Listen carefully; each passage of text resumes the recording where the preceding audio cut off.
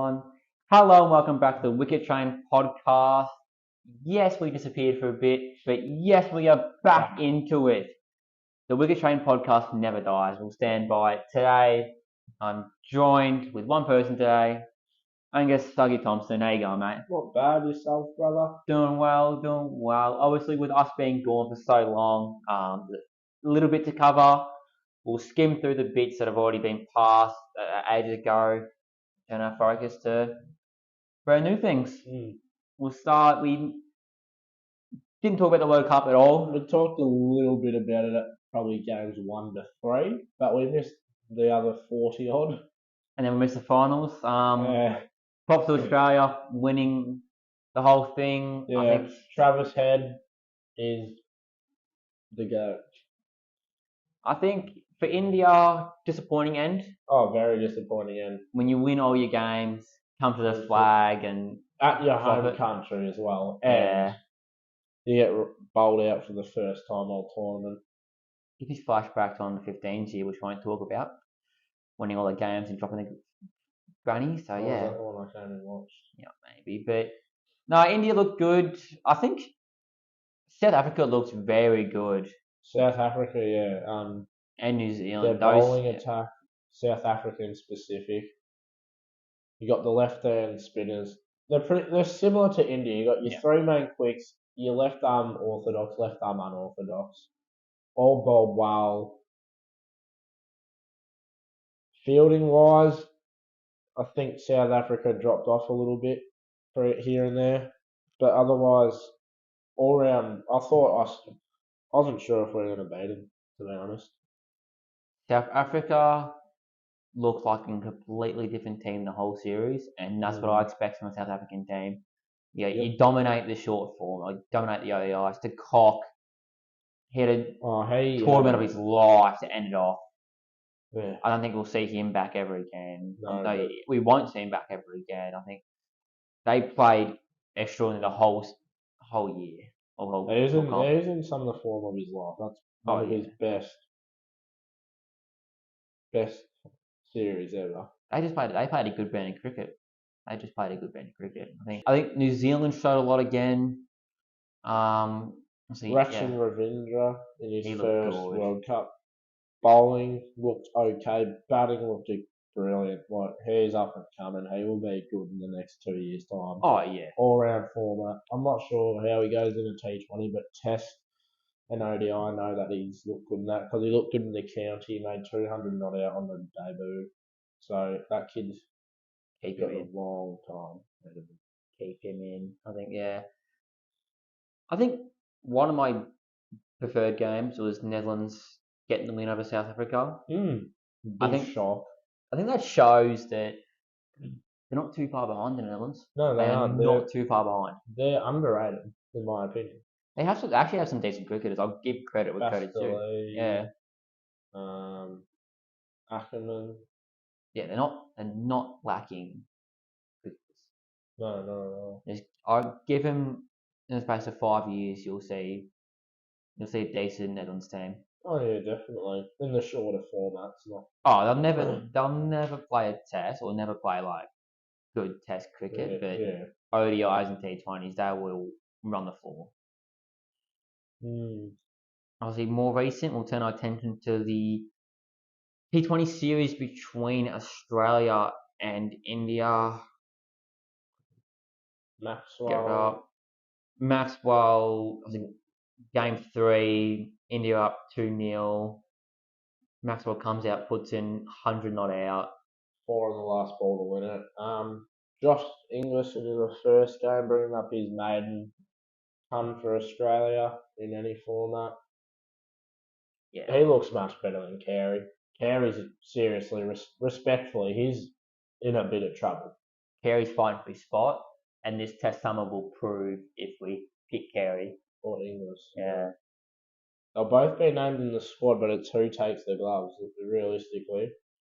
They're both good enough with the gloves, it's just batting-wise, and as we've seen, Josh Inglis has him by a fair bit.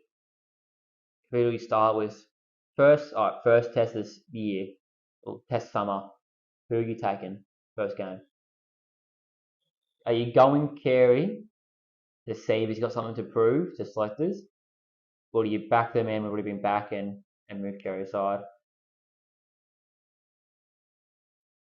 Well, looking at the Sheffield Shield this week, he's gone cheaply for 1 off 12. English is obviously overplaying in India. I reckon you give English a crack. Honestly, he's performed in the World Cup for them. He's up and coming as well, young. He was always in line. I reckon as good as Carey is with the gloves, he's struggled to perform with the bat. He's had the 100 and he had a 50, but honestly, he didn't show a lot at all in the World Cup. Obviously, Carey struggled to perform in the World Cup for us. We dropped him for English. English obviously took a while to get going, but when he got going, he looked alright. I think he has equalled the amount of wicketkeeper catches in a final World Cup game with Gilchrist. I think he had 5 caught behinds in the final. Yeah. And yeah, as I said, it's whoever really performs with the bat and currently in form. I know it's only white ball cricket, but Inglis is an informed back, and he'd have a lot of confidence going out of this World Cup, and especially that 100 he's just made. That's going to bring a lot of confidence to him in his game. Yeah. We'll turn our attention back to the T20 squad. Yeah. Australia players leaving.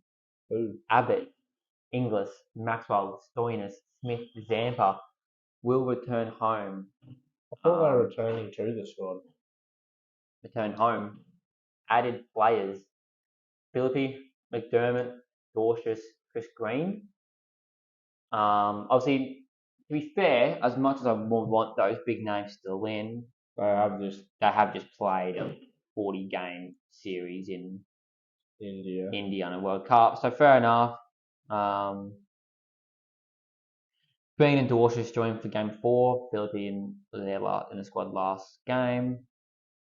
So yeah, interesting. I found that a good read. Waking up seeing that, yeah, We're a bit cooked. the Cooks in India, which I get playing them straight away after the World Cup, but I don't at the same time. I get you take the chance of playing while you're still over there, but you just played a massive World Cup, you won, like maybe give yourself the break Yeah, definitely. But and then look to go again in Australia. But yeah, look, I mean, 2-1. India should win the next couple of games. I don't could even see they're up 2-1 though. could even see a 4-1 if I had to be honest. Oh, yeah, I don't see why not. But to our test summer again, Warner, farewell. Who opens?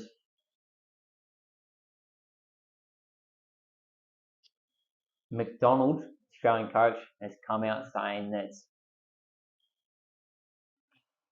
hinted replacing Dave Warner may not come down a straightforward like for like opening, with suggesting the order could be reshuffled to accommodate Cam Green. Travis Head. Does Travis Head open the batting? What did read something today is that Green obviously firing the Shield, bats at 4. I think he averages 50 for WA, batting 4 currently. Ooh. Could we see a Green bat at a 5, say Marsh at 6, Heads opening, or I even saw something of Marnus. Opening. I saw Marnus and Aussie as a. Oh no, that. Oh. They're in for the opening game for the Heat in BBL. I don't know if they're open. No, I wouldn't expect it. Would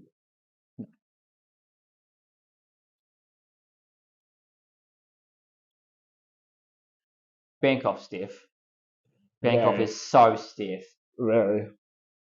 I'll argue to the day that he retires that you get rid of Sandpaper Gate, and he's one of Australia's best opening bats. Oh yeah, 100%. He should be given another opportunity. He's been performing brilliantly in the Sheffield Shield over the last 2 or 3 years. He's been very dominant.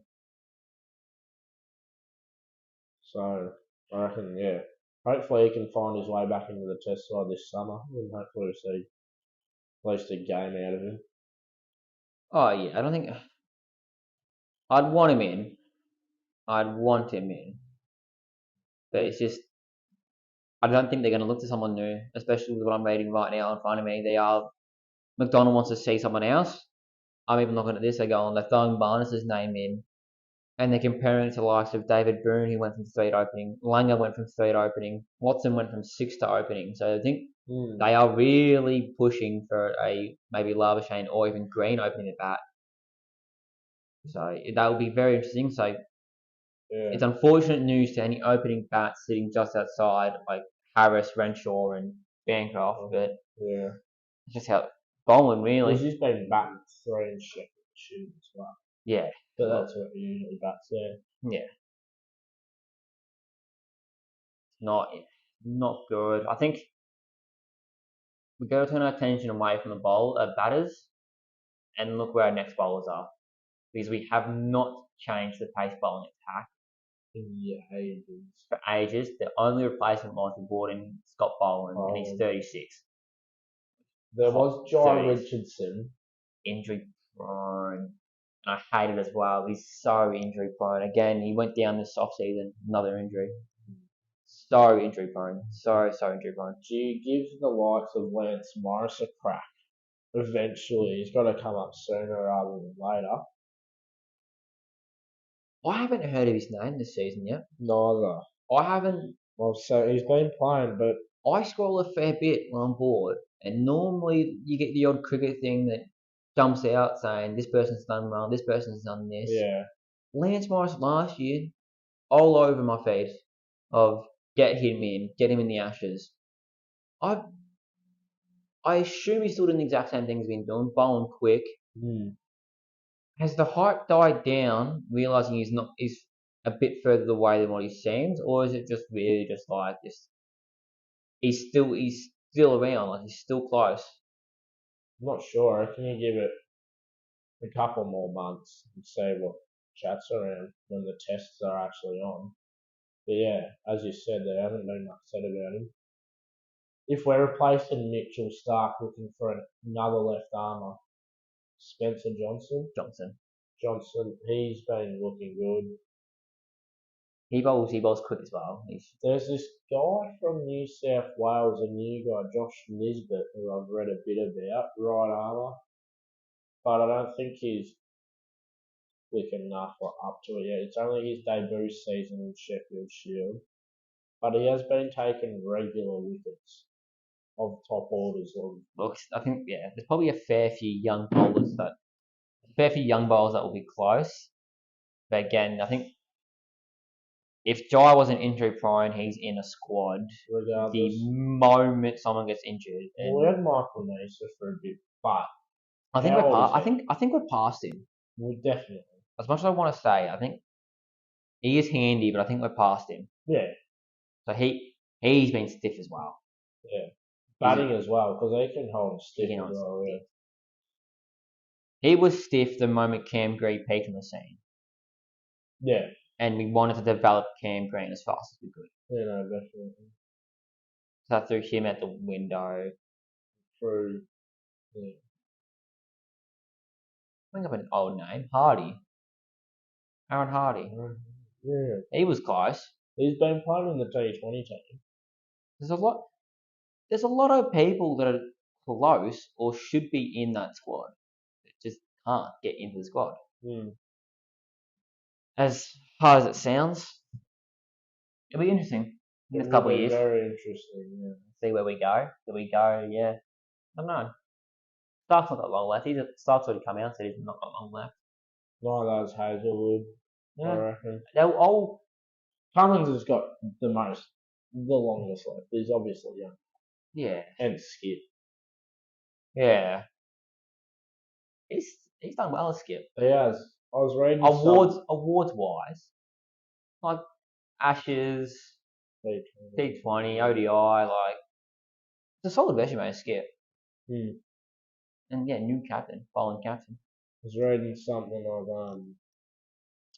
Ashton about him bowling 10 overs without having a mid off and not getting hit through there at all in the final. Yeah. Shield. Yeah. Nathan Lyon's been in there. Well, Todd Murphy comes in for Nathan Lyon, you'd reckon, in spin bowls in the test. Easily. Shield, what do we have? Harper, 150. Agar, Pfeiffer. Look good for the Vicks. The classic Vicks fashion. Yeah. No top order. No top order. I'll come out and say it. He made 150 off 104.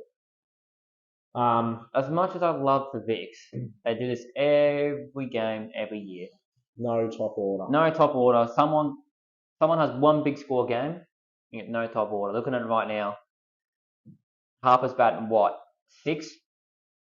And in front of him there was a Dean 1, Harris 3, Piscosky 12, Handsome 7, Campbell Callaway.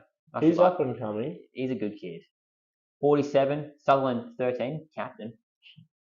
And then bang, 150. And second innings as well. Dean 3, Harris 6, Perry 9. And it's only now just Hampton 44, not because he's 32, not like there's just really those top. That top 3 is probably one of the biggest hit and misses top 3. And I looked at Harris's stats, thinking he's been close. There was one big score save in his season, definitely. And it's at 100. Wes Agar 5 for 45 and Brendan Doggett 4 for 73. Ferg O'Neill making a 25 of 27 at 9 and then proceeding to take 5 for 28. It's pretty good. Solid first innings. I'd cop that. Doug Warren making his debut for the Vicks, left arm orthodox bowler. His first wicket was insane, the celebration. Did you see the video? No. One of the best. It's funny. We'll go even more local. The GCA. We'll have a look at the standings. Obviously, we're GCA 2 at the moment. Leopold's doing well. Torquay. St. Peter's, Torquay, City Standard. It's actually closer from the bottom 4 with Mergy, ourselves, G West, and Post. There's no really big difference in standard years. I think there's no teams jumping out of the top. No teams. No. I think it's been relatively even. I think you got Troy Ogle and Driver leading the runs. That's normal. Russell went massive. One game, he's 3rd. Luke Forward standard. He's leading. He's 4th. Troy Ogle's averaging 101. That's up. And he made the 100 in the T20. 400 runs for the year, 100 not out batting 3, had 100 against Wampons Deakin, cooked them. But look, I think, GSA 2 is looking good, competitive. Thank you to Right Mate for being the podcast official sponsor. If you don't know about Right Mate, they are a men's mental health group based in Geelong. They do monthly and weekly things like the man walk, and they have a monthly dinner that goes around. So if you want to find out more about them, you can check them on Instagram, Facebook, and through their website at rightmate.org. Thank you very much for sponsoring and partnering with the podcast. Look, big news posted by the GCA on Facebook. 4 players from the GCA to represent Victoria at the 2024 Australian Country Cricket Championships in Newcastle. Two Grosvenor boys with Jordan Moran, Jet, Jake Wigglesworth, Shane McNamara from East, and McNamara from East Belmont, and Dale Kerr from North, who's also moved from Anglesea to North in the last couple of years. Solid cricketers, and congrats to the 4 of them, putting on the big V. Do the GCA proud.